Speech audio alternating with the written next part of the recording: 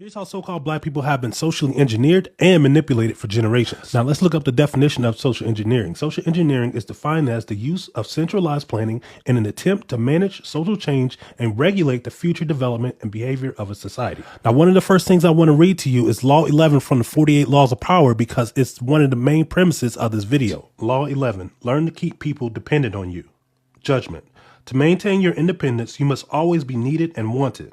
The more you are relied on, the more freedom you have.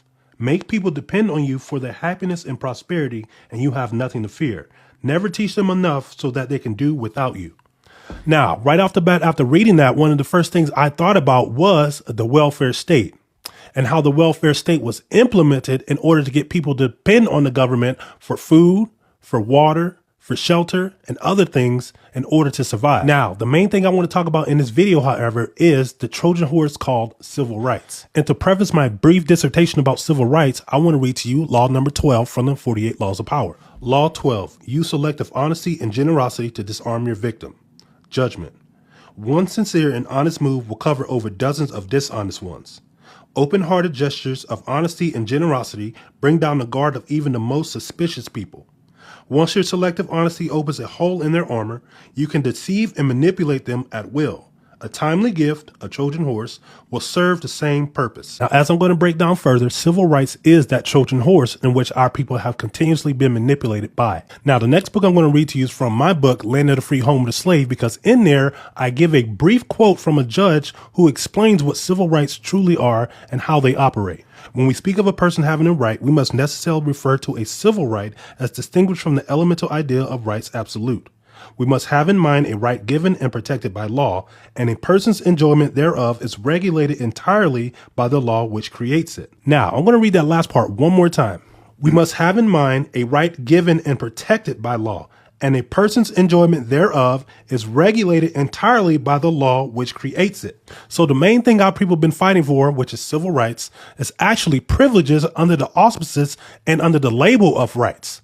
So this is why our people still get treated or mistreated according to the law, because actually they're still operating under privileges and not under constitutionally protected rights, because privileges honestly can be revoked or disregarded at any point in time. Now, let's get into the marketing and psychology of it all, because this is at the crux of how our people have been socially engineered and manipulated for generations. Now, to help break this down, I'm going to be reading from the book Marketing to Mind States, because it deals with behavior, design, and psychology behind marketing. First, I want to read what is a mind state. In short, mind states are activated in temporary moments of high emotional arousal, otherwise known as a hot state. When we are in an emotionally aroused mind state, we rely on more subconscious emotional factors to make decisions, making us more susceptible to influence. That's the underlying reasons for why emotional marketing work. And the title to chapter 7 is called Trigger the Behavior. Consider this: when people are in a state of high emotional arousal, they are more susceptible to influence. That's technically why emotional marketing works. Once you have somebody in that state, you need to understand how to make it intuitive and easy for them to make a decision. Now, let's talk about all the civil rights bills that were passed and why they were passed and the events that led up to the passing of all the civil rights being actually passed. First, let's talk about the Civil Rights Act of 1866 and the emotional events that was happening surrounding that time that led up to the Civil Rights Act of 1866 actually being passed. Now, the prior year in 1865, Congress passed the 13th Amendment, which effectively ended slavery unless you were duly convicted of a crime. So the other states capitalized off that last part and implemented what's called black codes. And guess what else popped up in 1865? The birth of the KKK. So the KKK, who were Democrats, by the way, started committing heinous acts against our people by openly murdering them, lynching them, burning their bodies, etc. This prompted Congress to pass the Civil Rights Act of 1866 in order to protect the newly free slaves and their civil rights. And so the Civil Rights Act of 1866, the Civil Rights Act of 1875, the Civil Rights Act of 1968, the Civil Rights Act of 1957, the Civil Rights Act of 1960, all had the same pattern in which there was civil unrest amongst a group of people. And so due to that civil unrest, Congress would then come in and act as the good guys and pass civil rights legislation. But remember what I read earlier in the fact that civil rights are controlled entirely by the people who creates it. So while there's the illusion of progress, the underlying issue has never been addressed or fixed, which is and always will be having and claiming a nationality. Now, in my hand, I have an American Heritage Dictionary, 4th edition. I'm going to read to you under the term black what it states in here, because that term is used as a term of identity in which it really isn't, but I'm going to show you how it was marketed to our people during a time of highly emotional stress. The Oxford English Dictionary contains evidence of the use of black with reference to African people as early as 1400, and certainly the word has been in wide use in racial and ethnic contexts ever since. However, it was not until the late 1960s that black gained its present status as a self-chosen ethnonym with strong connotations of racial pride, replacing the then current Negro among blacks and non-blacks alike with remarkable speed. Equally significant is the degree to which Negro became discredited in the process, reflecting the profound changes taking place in the black community during the tumultuous years of the civil rights and black power movement. And during that time, we lost a lot of our political leaders, such as Martin Luther King, Malcolm X, Fred Hampton, and the list go on and on. So that term black was being marketed to us during a time where we were highly emotional due to everything that was going on. And that's really the pattern of how we as a people have been socially engineered and manipulated while we're in states of highly emotional arousal. Bro, like we were talking about earlier, the projecting. White people didn't even consider us human, 3/5 human. That was never our problem. Our main problem is why we considered them human in the first place. If anybody 3/5, look at that behavior. Who eat people? Who would feed a baby to an alligator? Who would do that? Who would exterminate buffalo just so people wouldn't have nothing to eat, wouldn't have a source of food, just to punish people? Who would give people disease-ridden blankets? Who would do this? Who would create black codes? If you walking along the train line, you going to prison. Vagrancy laws. Same thing they doing now. Our issue isn't our humanity. Our issue is trying to prove our humanity to people who don't behave in a humane way. So, Charlie Kirk getting shot is not just politics. This is actually a ritual. This happened days after a blood moon eclipse, during eclipse season. And whenever blood spills under eclipse, history shows us it's never just random. These things are symbolic. That blood moon in Pisces was about endings and karmic closure. Today, the moon squares Pluto, the planet of death, transformation, and power. So tension, violence, and control issues are already surfacing in the collective. Saturn is also retrograde in Pisces, which is calling for karmic lessons. Now, watch the media sorcery. What they're going to do is they're going to frame Charlie Kirk as a martyr, a fallen soldier for the cause. Trump is already flying flags at South Mass. This is perfect for energy harvesting. See, martyrdom is not just narrative, it's spell work. Notice how the media wants us to pour sympathy, regardless of this man's words or deeds. That's the spell. That's the sorcery. Turning controversy into martyrdom and pain into power and blood into energy harvesting. That's the energy harvesting. It's not about the man himself. It's about the symbolic power that his death can generate. Also, look at the numbers. This happened right after the 9/9 portal yesterday of completion and release, and today is 9/10. Numerology makes today a 1 day, a day of reset, a new beginning. Also, the anniversary of 9/11 is tomorrow. How convenient. Watch how this event will be used and narrated politically for power and also policy. So don't just react, decode. Eclipse season is a mirror. And ask yourself, whose story are you feeding with your attention? Because your focus is an altar and your energy is an offering, so protect it at all times. This isn't just about policy, race, or murder. It's about fear, it's about influence, and it's about control. Will you choose to focus on politics and the news, or your own personal power and the presidency and politics of your own life and those of your family? My name is Rob Blackstorm. Peace, power, and prosperity. One love, y'all. Hey fam, it's your boy Ganesha. I'm walking into the sacred vibes of Sacred Ashram Ministries. This is just the beginning. Need a blessing? Tap into our free puja portal. Real prayers, real peace.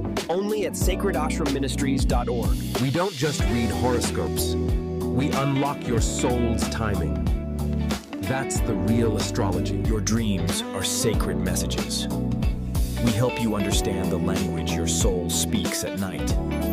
Where you live changes what you attract. We map your cosmic power zones. That's astrocartography. Ancient wisdom. New downloads. Our books and blog keep your spirit fed. Modern beats. Ancient mantras. Tune in on Spotify and YouTube. We'll raise your vibration. Sacred Ashram. Sacred messages. Illuminate the temple within.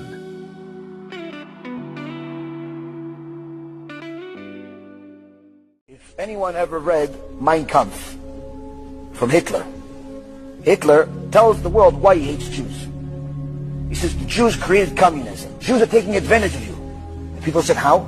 He says the Jews are the ones that are in control of all of the banks that are lending you with high interest. And everybody said yes. Why? Because it was true.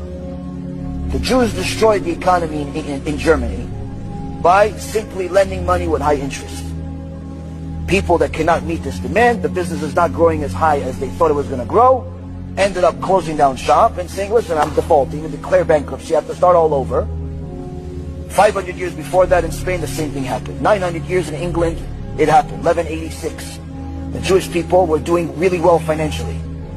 Primary business, lending money, ignoring the Torah rules. One day, the leader of the place goes on vacation. They're going to decide to start mass murdering Jewish people in the streets. Why? We're tired of paying you interest. We're tired of doing this. This, Rabbotai Karim, is repeating the same story over and over again. You think you a fool, you'll act like a fool.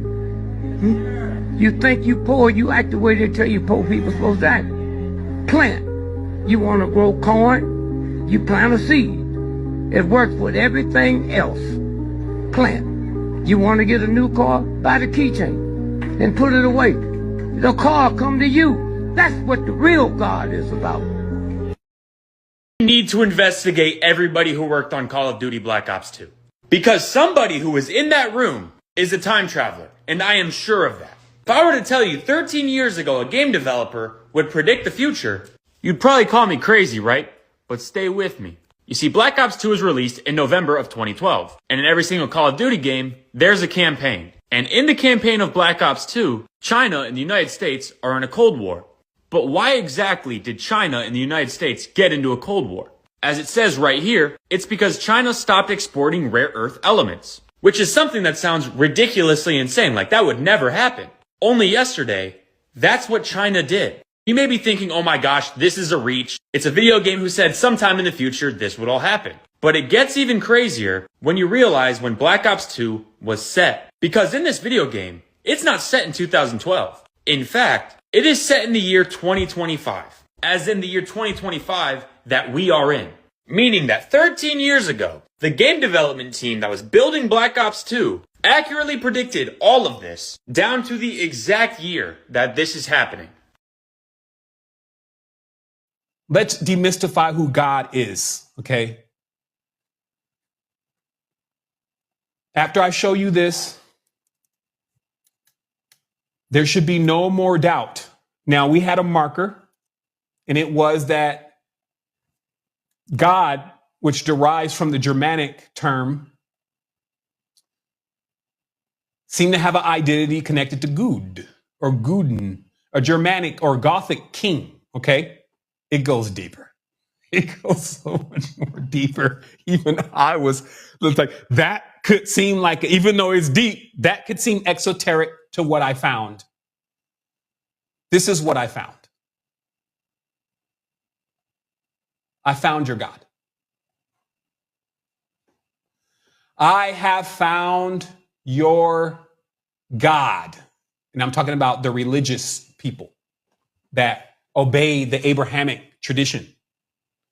The first thing is that just like I showed you, there seems to be this thing with God sacrificing his son. Okay. This should have been the first red flag. But again, common sense ain't common. Sacrifice your son. Now you see this same thing with, hey, if I see three boys, I'm taking one of those boys. This is a concept that is derived from when fathers, divine masculine men, thought about sending their sons to die. They'd rather defect. It took a long time for fathers to be molded into giving their sons to the king, like a man may send his son off to the military today. You would think that they would naturally, no, they want to defend their nation. No. See, this is not how it worked. You got to do all of the crawling through I Ching. You got to see, okay, we hit big cities, or cities were getting bigger. Marauders start pillaging certain cities and stealing things. Women were the first currency. Hello. Before cattle, women were the currency when we started the money thing. You see what I mean? A heifer. They show in the etymology so many words that show, especially in the ancient and modern Britain, Old English, to show you that a heifer, woman, and all this chattel was synonymous with selling a woman as a form of currency, a form of commerce. And so there are two things that the Abrahamic tradition subliminally plants within its followers. And that is, one, that you should give your child up for the king.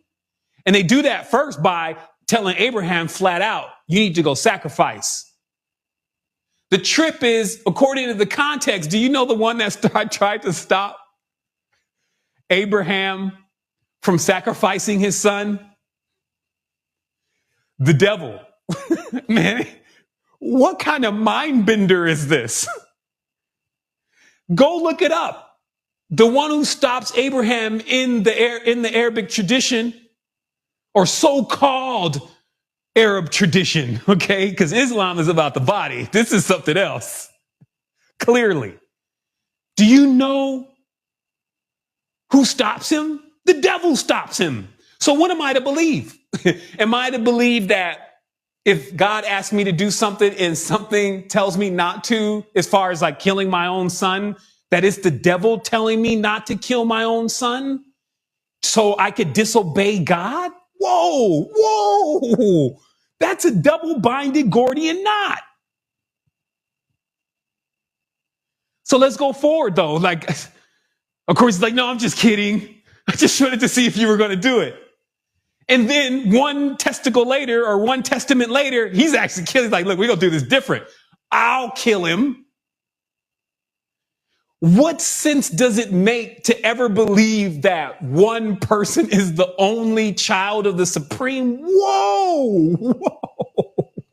What the hell? How? That makes no sense. Yet, my people, billions of people believe this. This is what you need to look at. We're just now smart enough to realize we've been believing in this idiocracy that is really designed to, one, get you to give up your son to the king because he needs soldiers and he's a soul dyer. Type it out. He's a soul dyer. He's a dying son. Soldier, soul dyer, dying son, to go work for the king, because the king is the God, and the God is Gad, the seventh son of Jacob, grafted onto the tree at I don't know what stage, becomes God himself. When people say God, it's actually, this is pronounced G-A-W-D, by the way, God. That's how it's pronounced. It's not pronounced like like we say it. God.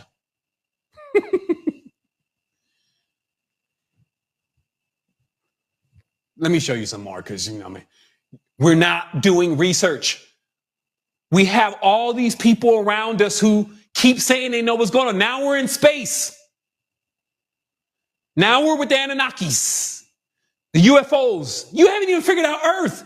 Sit down. That's all distraction. Those are hijacks. Those are people that don't know. They never been on no journeys. They never opened up the third eye. They don't care anything about you. They never built anything. They're talking heads. Oh, I'm just bringing awareness. Awareness, build something so that we can inhabit it. Help us. And like I said, then all the time, the attention, the resources, everything goes towards that. Then what do you think that leaves for us? What do you think that leaves for people who are really doing something? Nada. So we still carry the load. Glorious. This is with whom they're placing their faith. And this is why, like, they try to cover it up. Now, do we think this is Nimrod? Go Google Nimrod and check anything from Nimrod. And then ask yourself, is this Nimrod? Not to mention, I call this code name Nimrod. And this means that everything that can't be disclosed about the Sumerians just gets thrown under, oh, Nimrod. It was the Nimrods. Those Nimrods. This is not Nimrod, but at least they're explaining that Nimrod was a giant.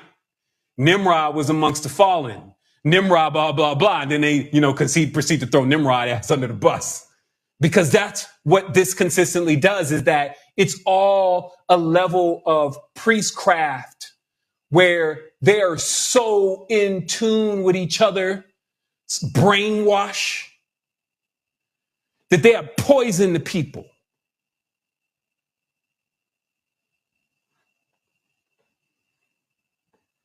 Here's a book.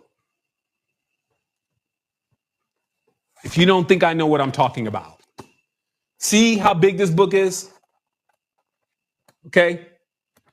I know seems like the lights is up high or something like that, but you see, this is meaty. These is big pages, right? And they writing. Okay? This book is called West African Secret Societies. Do you know how many secret societies are in West Africa? See, in the U.S., we'd be like, yo, we got the Illuminati. And if you're in the know, we got Ordinati, we got Diaboli, we got an Intrepidi. Give me some pizza.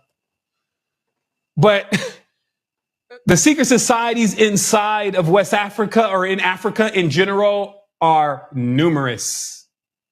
And it's sad. It's sad to see how it's like we literally reach a state where we don't even really protect each other anymore. Like I said, it's not a black or white thing. It's about the spirit. But I'm telling you, the spirit of the people is good. I see these people. I'm a really good judgment of character, really good judge of character. That's just from people watching for so many years. Like, even if a person moves a certain way, I can already tell what I'm dealing with. I see huge populations of good, sweet people that just want to live. I'm talking about everywhere. Ukraine, our developers are from Ukraine. These people are like, they're naturally soft-spoken, quiet people.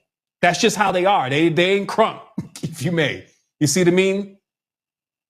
They don't like being talked to. Like, if you talk to them, you know what I mean? It's like, it's a different kind of person. It's definitely not a person who can kill somebody, is what I'm saying. Like, yeah, they got warriors there, but I'm just saying, it's like, that's not really a part of their culture. Their spirit in itself is soft. These are not evil people. These are not the ones that are going to be like, yo, kill them all. In order for magic to occur, you absolutely have to be able to visualize that what you want. And you have to do it in such a way to get exactly what you ask for. Because if you don't, you get what you ask for, but you won't like what you get. To give you an example of a magical process where someone can get what they don't want is as follows. A woman wants $50,000. She wants it so bad that she says, I'm going to utilize magic to do it. So what she does is she goes to her altar. We have this fashioned as one. She goes to her altar. She asks what she wants. She does whatever she does with that, whatever pantheon, whatever system of magic she utilizes. She receives the $50,000 at the expense of getting into a car accident being in the hospital and receiving, what is it? Insurance money. Turns out what the ancients were trying to tell us is that Earth is actually made up of two planets, one 6,000 years old and the other 4.5 billion years old.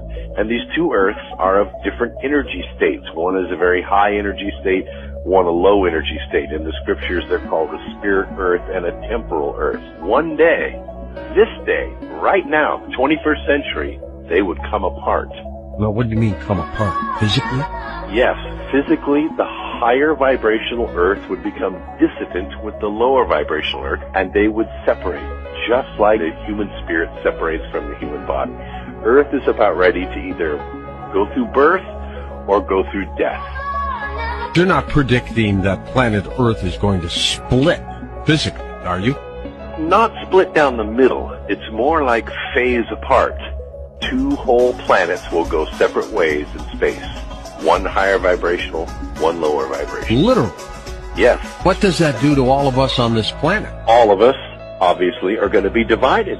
We are going to choose which Earth to go with. The ones that will align themselves with the higher vibration or spiritual Earth will become unaware of the darker and more temporal but more murderous of spirits.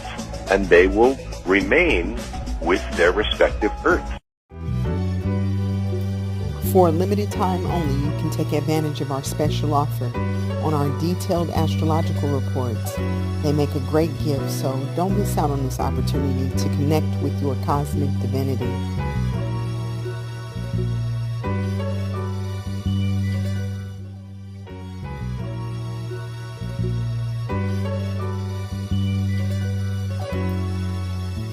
At Sacred Ashram Ministries, we offer profound insights through our astrological report readings.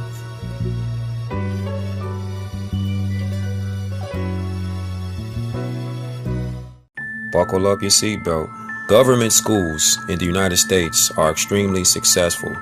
They're not successful at educating the public to be literate, creative, independent thinkers. But that's not the goal. According to John Taylor Gatto, former New York State Teacher of the Year, schools are intended to produce, through the application of formulas, formulaic human beings whose behavior can be predicted and controlled. George Carlin said, "They don't want a population of citizens capable of critical thinking.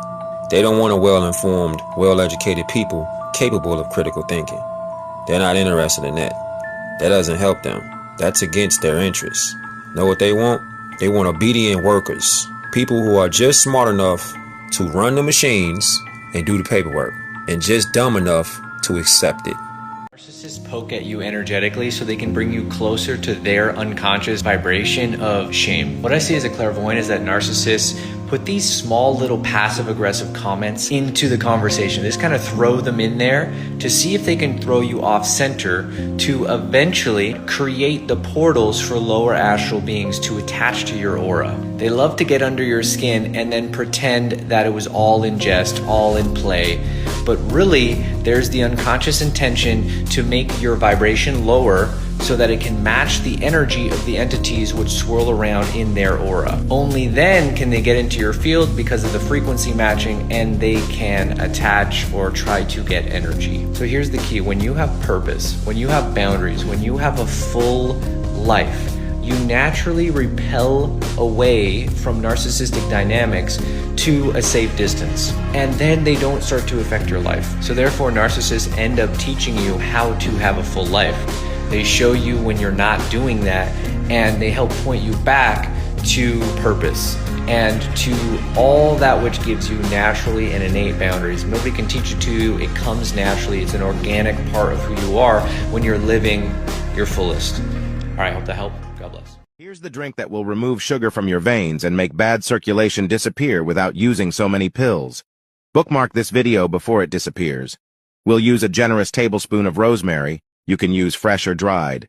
Rosemary increases insulin and decreases glucose. Add half a teaspoon or a piece of turmeric. Turmeric improves insulin sensitivity and reduces high blood pressure.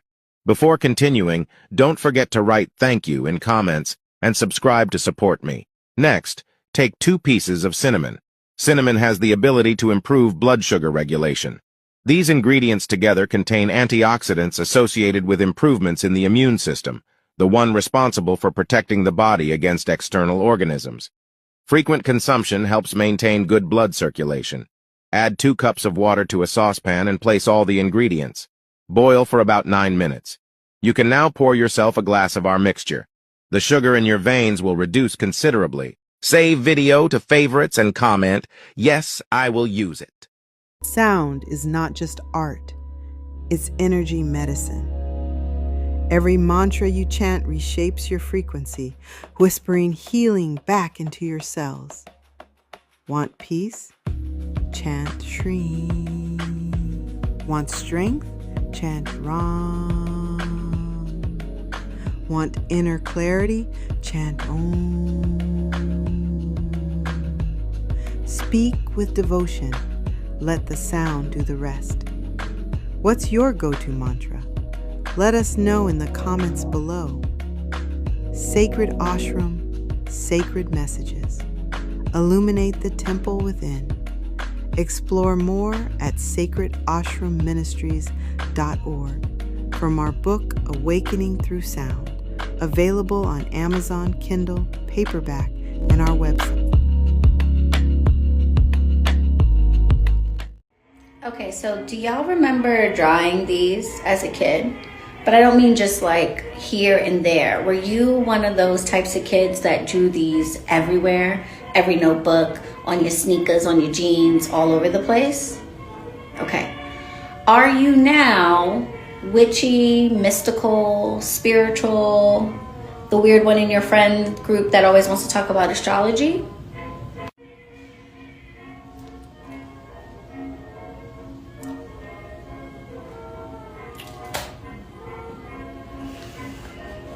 Yep. A lot of stuff is starting to make sense. Now it seems like they're making it cool to be drinking lean and syrup, and it's the most dangerous. It's the most dangerous thing that's facing our society. So why sign an artist that would promote that? Because I already answered that question. You weren't paying attention. She asked me talent or issues, and I said talent. But I have to. I can't give up on people. Don't you think that's hypocritical, though? It's opportunistic. Yeah. I got people to feed. I got a business to run. You're gonna make Dame Dash take this clip and call you a culture vulture. Who's Dame Dash? You brought him up. I don't even know him. So you bring his name up. I don't even know him. So y'all made a lot of money together. Made a lot of money. Come on, Leo. He never used his own money. He was never anybody's boss. He ain't never ever one time put up his own money for anything. So how come he was given so much power within my culture? Why was he given so much money making money off my culture? So that would be my issue with the whole corporate thing. Number one, they make you thank somebody from another culture like you need them, like you gotta have them involved. Like I need you to tell me how to sell music to my people. I need you to take me to another level. We never needed those dudes, ever. They made money off us. They made money off tricking us into believing we need them. And I always knew we didn't need them. That's why I never respected them, and I always carried them the same way. Just like the Backstage tour, the Hard Knock Life tour. We had put that together ourselves. That's why I was so aggravated when they tried to take the credit for it. I did that myself. I'm not saying that I didn't have a team, but Def Jam didn't have nothing to do with it. They just showed up. Facing physical death, and that means that this tuning device that we have called a physical body doesn't work anymore. So we have to phase out of it. And we're completely out of phase, and this doesn't work, so we are totally there. Again, our consciousness is not dependent upon this. It's over there. And being over there is, again, a reality. And this is the thing that you begin to understand the more you get into this, that there is other realities which this mind that we have, this human state, can be conscious over in these other areas. And you can learn and do this long before you're forced to drop this physical body and go on. You can go play there.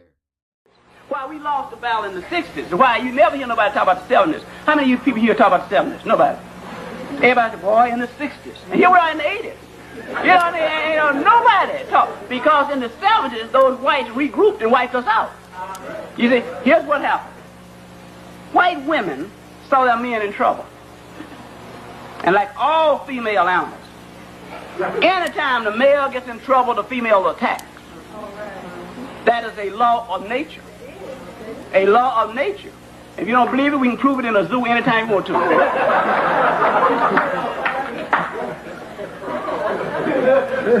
Now, what happened, white women came out and captured our women and convinced us that white women were not as racist as white men. And convinced us, or convinced our women, that they would place them above their husbands, their brothers, their lovers, their children, their sons, and we said, then the white gays came out and convinced our gays it was a gay struggle. And stole our gays, you know. Okay? White students came out and grabbed our black students, said it was a student struggle, and wiped out our black students.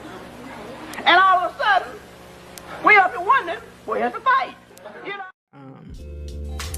What are challenges that come to mind for you when you think of your experience in the church? My biggest challenge was I had questions that could never be answered. So for me, it was, what stuck in my mind was, oh, you know, there's mysteries in the Bible. And for me, I'm like, well, what mysteries?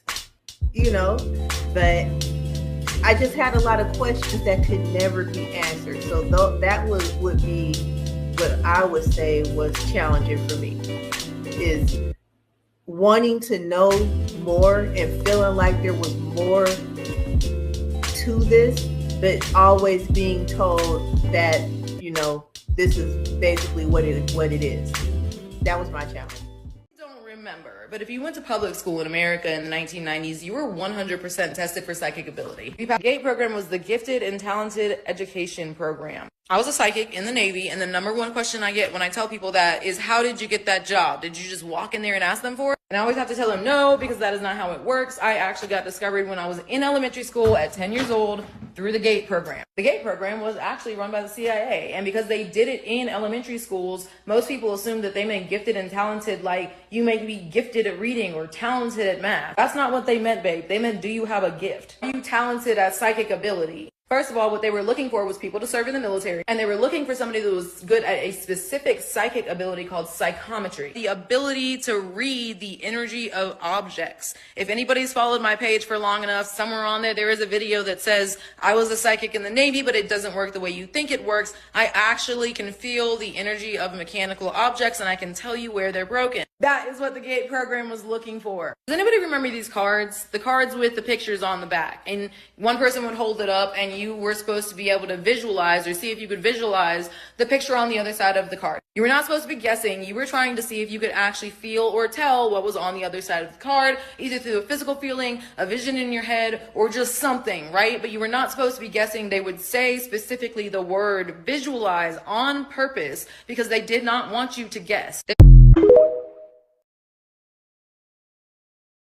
your own development process designed by you, you should be hearing my voice in your right ear. I don't know what's going on. I'm honestly, I'm speechless. I'm freaked out. When they summoning things, they only summoning the forms of consciousness of quantum fields that only can move through certain organisms of frequencies. So if you're not eating clean and you listen to foul things and all these different things that the energy they are calling upon can use the strings within you to pull. So that's why fasting, going into solitude, is to disconnect, and you are able to see the patterns of the being or energy that's projecting or took the feed of whoever sent it.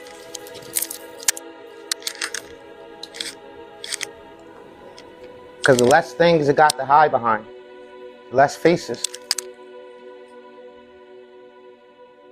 the less tools it got to use to manipulate situations. It's like trapping in a corner. And you can also find out where it came from. As everything is tagged through consciousness. Like I just said, the most simplest form of black magic or magic, wrong magic, use of magic, is projection, ill thinking. Another note about altars, if you have one set up, think of it as a living being. Think of it as this, like in the spirit realm, like a helicopter pilot trying to come down and find someplace to land in the mundane world. Okay, nothing quite fits, just like we can't land just anywhere. It has to have a flat place. You get vibes somehow, something adequate for us to land as a helicopter pilot. So imagine you're a spiritual being looking for a place to land in the mundane world. Well, the energy isn't, the frequency is too low. It's not a good place to land, nowhere to land, not even welcome. However, when you build an altar, just the frequency, the vibratory rate of an altar, since it's geared for the intent of connecting with spirit, that helicopter pilot can have a place to land. It lands on your altar, so to speak. So altars are living things connecting you with your own spiritual self. And if you have an altar, you're going to put in all this energy setting up this altar, which is wonderful. And don't forget, that energy will come back to you too. It is radiating that kind of energy enhanced by the whole spiritual world that you are in touch with.